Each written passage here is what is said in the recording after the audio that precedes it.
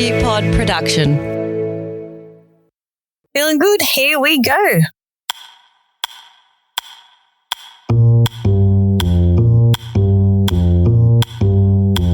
Open secret.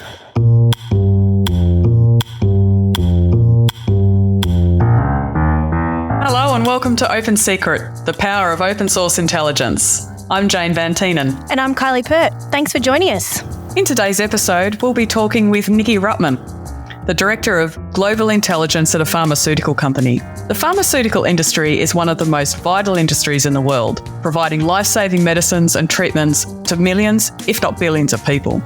In this episode, we ask Nikki to tap into her lived experience of a near 19-year career in the United States intelligence community before she transitioned into the corporate world about what it practically means to stand up a threat and investigative intelligence capability in a high-stakes context, and what she looks for in her team, how they apply their skills and attributes to challenges which encompass everything from brand protection to supply chain management, executive protection through to cybersecurity. Her practical tips to distill what matters to her target audience and how to effectively communicate are guaranteed to resonate with all OSINTers out there.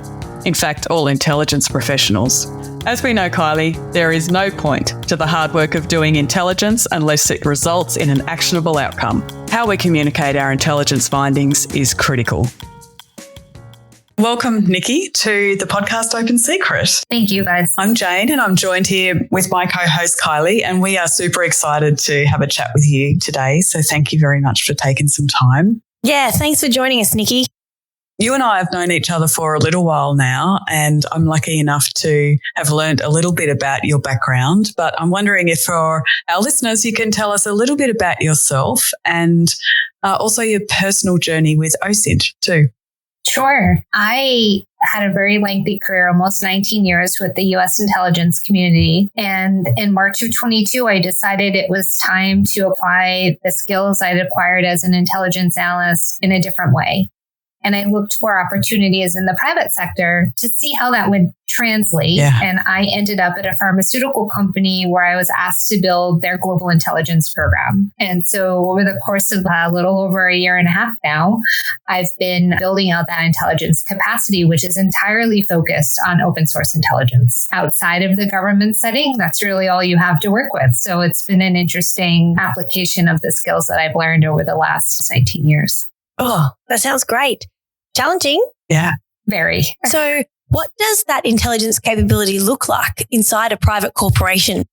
Well, it's interesting because you don't have natural flows of information or intelligence. You actually have to go out and find them. It's a lot of understanding what's available in the private sector environment of where you can start to bring in your information feeds. And that took probably a good couple of months when I started building out the capacity. It was just figuring out what are the intelligence requirements of the organization I'm working for? What do they actually need?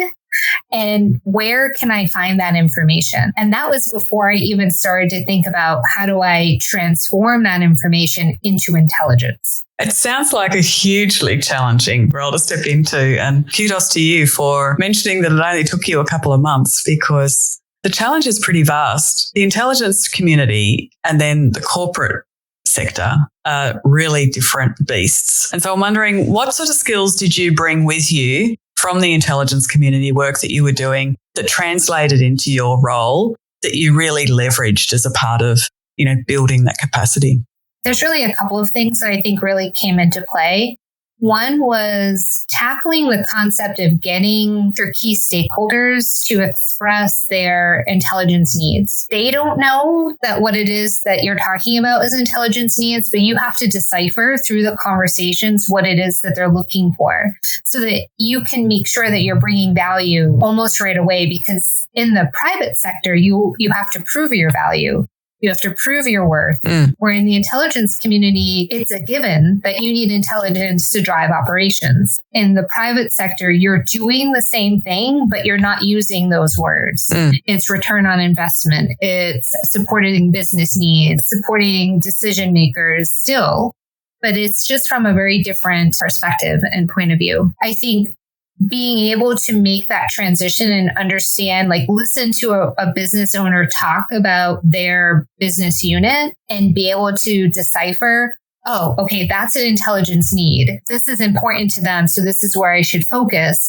I think you learn that through being in the intelligence community because you're talking to so many different stakeholders and you have different customers that you're able to whittle that down more quickly. I think the other thing is just being able to get through a lot of information quickly and find the key nuggets that are important. I know a lot of the folks that I've mentored over the years and even people who I've brought onto my team, I like to call them rabbit holes or soccer balls. Let's not chase the soccer balls or go down those rabbit holes. Let's make sure to like look up and look around and figure out is where we're going relevant, where we want to get to. You do that a lot in the intelligence community. And so being able to come up for air and start to, wait, am I actually answering the intelligence question I set out to answer? It's an important skill set to bring with you. Do you find that you have to decipher those intelligence requirements or questions for yourself with limited direction? Or do you find they're quite sophisticated at identifying their own intelligence requirements and passing those to you? Some individuals are definitely more savvy, and it's not so much that they're savvy in like intelligence community terms, but they know what it is that they need in order to make the decisions or the decisions they anticipate making down the road. And so they'll ask very tailored questions, which makes my job so much easier. So much easier, yes. But when you're building an intelligence capability in an organization that didn't have an intelligence capability, they don't know what value you bring. And so you have to decipher the intelligence needs based on your conversations. And sometimes you get it right. And sometimes you don't. And sometimes you just have to, you adjust course to refine what the intelligence question is that they need answered and then, dig into it and kind of just take it from there. When I read about what the value of OSINT means to the corporate sector, it's often talked about using the words decision or competitive advantage. And I think that sort of goes to your point there about return on investment and almost learning a complete new language around intelligence requirements so that the value can translate into the corporate setting. When you think about OSINT and the OSINT edge that your team can provide in the company, what is your value proposition? I think from my experience, we are able to take the information and not just repackage and report it, but we're able to take that information and identify what the impact on the company is, not just what the situation is, but how it's going to impact either our people, our places, our product, our reputation. Because we're in the pharmaceutical sector, sometimes it's the impact on the patient that we're most concerned about. You can't always discern that just by reading sort of a summary. You actually have to help the decision maker walk through what you identified, why it's important, and then really call out the impact and sometimes make a recommendation. So you really have to walk in, not just as a security professional, but have a good understanding or develop a good understanding of what the business needs are so that you're business minded, but with the security lens. Yeah. With that business framework in mind, could you tell us a little bit more about the types of intelligence problems that you're working on every day? We have a very broad remit. Okay. So we cover everything from, your more traditional security issues like threats to facilities, like protest activity or vandalism, things like that to our facilities. Sorry, to people as well? Yes. So we cover sort of threats to our C-suite, threats to our regular employees, because sometimes they're targeted online for their affiliation, either past or present. Okay.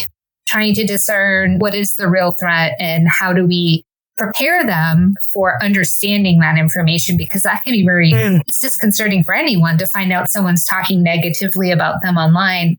But how do we properly prepare them to understand what does it mean to them as an individual, and then what the business can do to provide a safety net, so to speak. It's quite broad. And you also do cyber threats too, right? Yes. In addition to all sort of the physical security threats, we're also looking at the cybersecurity threats. And as you can imagine, that keeps anyone quite busy. One of the things that strikes me, Kylie, is that I know that you often speak about in some of the trainings that you do and some of the presentations that I've heard you do as well, is that, being an OSINT practitioner is actually really hard. It is. One of the comments specifically that I've been reflecting on is when you say that as an OSINT professional, often we're called upon to be an intelligence collector, an intelligence analyst, and an intelligence assessor. When you work inside the intelligence community, usually those roles are kind of hived off into different job families even. And Nikki, listening to you now, I'm really sort of seeing that come into play for you. She's doing it all. Yeah, you're doing it all. And not only have you got the people and the facilities responsibilities, but now you're bringing in cyber as well, which is a huge remit to deal with on a daily basis. What kind of skills do you want to bring into your team to make sure that you can cover off all of those responsibilities? The number one thing that I ask of everyone who's going to be part of my team is that they have to be inherently curious. They need to be able to expand their mind and be willing to research things that they're not familiar with in order to become familiar, to give context to the threats that we're looking at. They need to not stop at that first or second level of information that they find in open source and dig deeper. And you really only do that if you have sort of that curious personality that just wants to keep peeling back the layers of an onion, right, to get to the center, to find out what's really at the center of that. And that's not something I can necessarily teach someone, to be curious. So it's really a characteristic that I look for in someone who's going to be a part of the team. How do you get that level of curiosity, but stop at the point where you're going to be going down rabbit holes? Where's the sweet spot there? It's so hard. It's judgment, it's experience, Practice. right? And it's a little bit of just prioritization. Absolutely. You have so many different projects going on, and at some point you just have to stop. You have to accept sometimes, and this is really hard for intelligence professionals, that you're not going to find the whole answer. Yeah. Sometimes you're only ever going to find a partial answer, but you need to communicate that. We're making this decision or we're making this recommendation based on partial information. You have to get comfortable being uncomfortable. Absolutely. And acknowledging that it can change and that you can make another judgment or assessment with new information. Yeah, exactly. Another hard thing. How do you find the people in your team go with that, with the ambiguity? I mean, it's not easy learning how to be good at providing judgments and ring-fencing priorities. I want to say it's a kind of an acquired level of comfort. In the beginning, it's really uncomfortable to be making a recommendation or making an assessment based on limited information. Yeah. And as a leader or a mentor, you have to help your team become comfortable with that. Sometimes it's storytelling. I remember a time when this happened to me. Great way. And some of it is just let's talk through it together. What do we have? What don't we have? What does this mean for the context? It's just sort of that learn by doing mentality. And I tend to tell people who come on my team, I'm I'm going to throw you in, but I'm going to be there with a lifesaver if you need it. Yeah. There's no wrong answer. There's no wrong way to do it. Let's talk it through. And I think it really has to be that team atmosphere to get the best intelligence product out of the process. Nikki, it sounds like attributes are really important when you're recruiting people into the team rather than specific experiences. And so when you have brought in some really curious people who are comfortable with a bit of ambiguity, work well in a team, how do you train them? So some of it is hands-on training. I'll usually have a project that's waiting for them. It's kind of I wouldn't say a softball, but it's an easier product. It has an easier template for them to interact with. So I can see where they're at in terms of their process. And then I know where to coach. Yeah. In an ideal world, I'd have a senior analyst that I would then assign to the new person and help them along and coach them along. But I don't have that luxury. And in the private sector, I think a lot of places don't have that luxury. So for me, and they get to see the results right away because it's a product that we are going to send to someone. And then I understand better where they're at, and then I can help them develop. So good on the job training. Yeah. So how do you teach people to OSINT on the job? It's funny. In the age of everything's on the internet, most people are pretty good at it because they're doing it for their everyday life. If you've ever done online dating, you've done OSINT. And you know, I joke about that a lot with people, but it's pretty true. Yes. You've probably done some online searches trying to sort out who a person is and where they're from and if what they're saying is true. And so I find that it's not so much that people don't know how to, but they don't know how far to search or how to manipulate the queries to get deeper into the internet. Most people, I think, are really good at surface searches, but getting into the deeper parts, how many pages back in a search should you be going?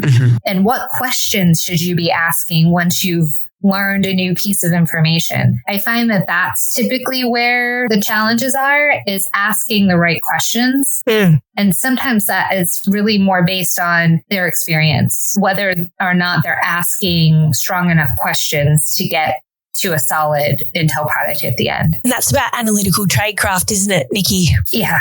And we can talk through that, right? Like we can tease it out, and I'll often find that I'll go back and I'll give them a list of questions. Well, what about this? And what about this? And what about this? And that helps them think about how many iterations they should be doing to get to an answer. Absolutely. Yeah. I find that on my course, when people come along from private industry, they're thinking, why is this lady teaching me analytical tradecraft or structured analytical techniques to practice my question making or my thinking? But I'm really heartened to hear you also say that that's important, because I'm a diehard on this issue. You can Facebook stalk all you like, but if you can't think about the problem and the information that presents to you, you can't move to next phase. Would you agree? Absolutely. Or even to think about, okay, you did all this great research. What does it mean? A lot of it too, I see in some of the teaching that I've done is critical thinking skills.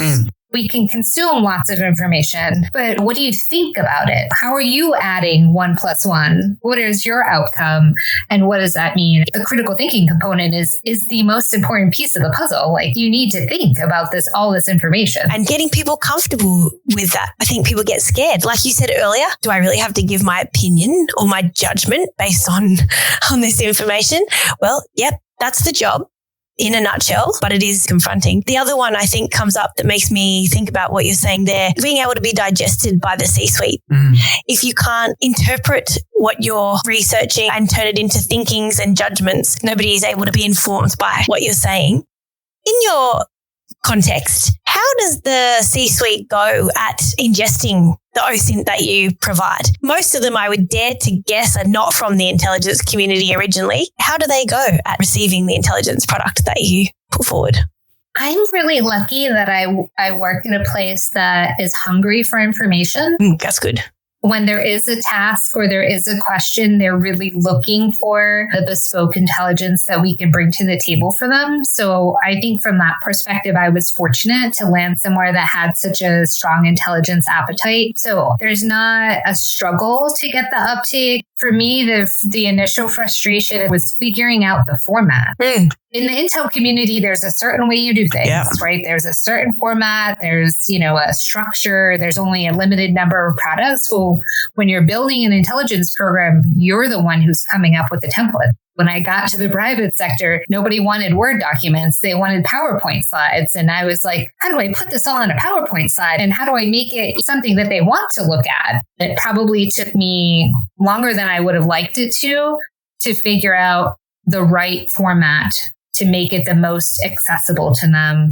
And I had to remind myself of something I learned in the Intel community, which was, what's your elevator speech? If you happen to be in the elevator with the director and you only have 2 minutes, what do you need to tell him?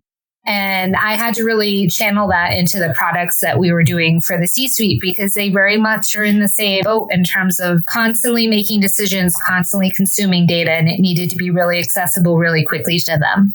That's an excellent tip. Do you have any more? What would you add to the elevator pitch to make up your top 3 tips? Yeah, always including an impact statement. Learn the sector that you're in, learn what your business does, and make sure that you're incorporating that impact statement in every intelligence product that you do. At the end of the day, intelligence should drive operations. And the only way you can do that is with an impact statement. And ask lots of questions.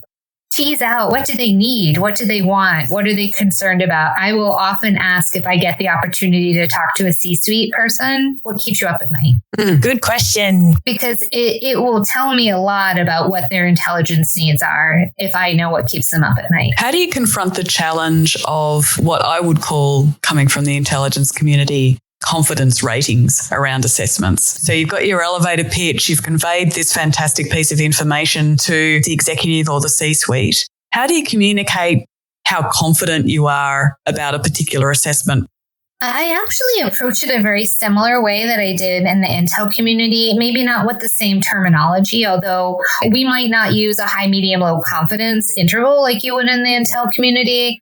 But we do add language in there that talks about this is based on what's publicly available, or this is based on limited information, so that we provide some level of understanding as to what's going into the statements that we're making. That's useful. What happens in the event that you get it wrong? I think it's just important to be honest. And I think that's true whether in the Intel community or in the private sector. You have to remind yourself that this is not a perfect world. You don't have all of the information. You'll never have all of the information. That's right. And sometimes you're making the best assessment with what you have. And if you're wrong, then you go back and you figure out, did I miss it? Because if I missed it, then there's maybe something I can fix in my process. Yeah. If it wasn't knowable, then you need to accept it wasn't knowable and move on. Did I miss it? Or could I just not know it and then adjust accordingly? Good advice. In your context, I'm wondering if you've come across any ethical dilemmas. And what I'm thinking about there is specifically navigating privacy and data security and responsible OSINT practices. How do you manage that? I think we always have to ask ourselves the question of, is what we're doing the best way to get to that outcome we're looking for? In government, there's a lot of, safety measures around like what you can and can't do, what you could research, what you can't research in order to protect privacy. When you're in the private sector, you don't have those hard and fast rules anymore. As someone who's worked in the Intel community, I still feel compelled to make sure that we're doing the work that we should be doing and not just using the tools that we have at hand to, research whatever sort of comes across our desk as a whim to look at. If someone comes and asks you why you're looking at this person or this group or whatever it is, do we have a valid reason? Do we have a valid explanation as to why? How has your appreciation and reliance of OSINT changed over time? It's amazing to me just how much information you can find if you're good at doing web searches. Towards the end of my career in government, I really saw the power of OSINT and how it really can help fill in some gaps, especially when it comes to motivation and intent. Now, being on the outside and not having the other ints to sort of leverage, it is amazing just how much of a clear picture you can actually put together if you know how to do web search as well. And that's a skill. And then, getting back to the critical thinking, you did all the research, now put the pieces together. What does it mean? It's really interesting to hear you talk about just how much, if we apply ourselves, we can do with some good research and some good thinking. So would you say then, Nikki, that a good OSINT capability is able to meet the intelligence needs of corporates? I think so. And I would actually add, in terms of the skills, you still have to be careful of your own personal bias. I think in government, you learn to sort of check it at the door when you're writing the Intel product. And I think that sort of mindset, biases, assumptions training is something that is really valuable, especially in the private sector, because it's not beaten into you like it is in the government. And do you think it might be also because in private industry, you're getting more involved in the recommendations and the policy making, if you will? You're not just always stopping at the line of making the intelligence assessment and handing that over. Is that a correct assumption on my behalf? I think I would lean more towards the teams are so much smaller in the private sector. And so the speed at which you're moving, it's easy sometimes to default to a bias or an assumption.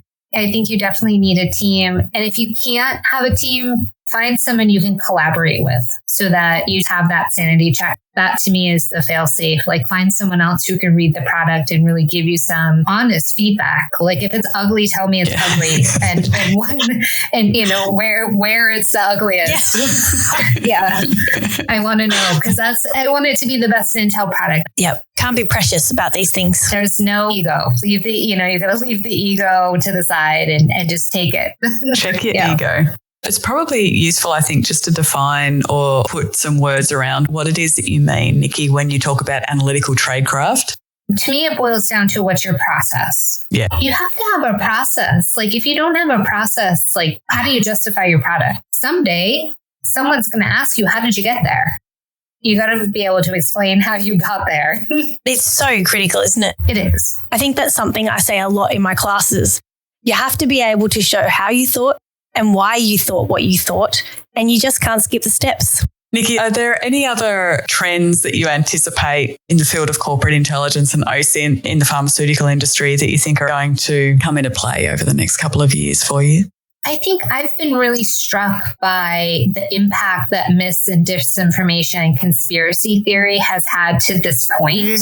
I think just the level of activity and what that looks like in the future is really where I'm looking towards. What does that look like for us? And how do we get really good at discerning what's our true threat versus not? Because I can just see Intel programs getting bogged down with a lot of noise that turns out to be a bot and not a real person at all. Such a resource intensive exercise. All that research that you have to do to figure that out. And sometimes it's very time sensitive. And so I just feel like that's the growing trend. Nikki, have you enjoyed your transition? I have. It's been really interesting. I need to be challenged. Like that's just, I think the fabric of my being is like, I need to be given a problem and puzzle and to figure it out. Yep. Right? Like that's Intel people. This is what we do. Saying here, come build this program. Use that skill set you've developed, figure out what intelligence looks like for us and build that capacity. Yeah, on the whole, I would say it's been good. It's been exciting. And it's really scratched that itch of needing to do something that really drew on my creative side and challenged me and helped me grow as a professional. What advice would you give, knowing what you know now, for someone who's stepping out of the intelligence community, looking to go into private sector, private industry, into an OSINT role? What advice would you give them? Oh, I have so many. The number one thing is trust your skills. You have what it takes to do this in the private sector. I think you just have to remember that the private sector speaks a different language. I have a lot of people who will send me like, hey, can you look at my resume? And I'll, read through it and I'll be like, this is awesome. But the private sector is going to have no idea what that means. Like, I know what that means because I came from government and I know, if you brief that person or that role, like that's really significant. But that's not going to be meaningful to a private sector manager unless they've worked in government. They're not going to understand how impactful that is. So you have to tease it out and you have to make it make sense. Someone gave me really good advice once to take a look at my resume and make private sector equivalents to what my roles were. You're just translating into something that makes sense based on what you're seeing in job posts. So where to next, Nikki? I'm looking forward to the cybersecurity part of the role that I have now. In the long term, it's neat where I am right now. And I think there's a lot of room to continue growing this program. Nikki, did you have any final thoughts that you wanted to offer our listeners? You've got to love this kind of work. You've got to you've got to want to solve the puzzles, but not on your own. I think that's the other important thing. Thank you so much, Nikki. Really appreciate your time. It was great to meet you, Nikki. Thank you, guys. This has been great. Hope to catch up again sometime. You've been listening to Open Secret, the power of open source intelligence. Open Secret was created by Kylie Pert, Amanda Shane, and Jane Van Tienen. A podcast by OSINT Combine. Make sure to visit our website, osintcombine.com, for information on how OSINT Combine can help you find, analyse, and act using open source information. Open Secret is recorded on the lands of the Kabi Kabi people. OSINT Combine acknowledges Aboriginal and Torres Strait Islander peoples as the first Australians and traditional custodians of the land where we work, live and learn.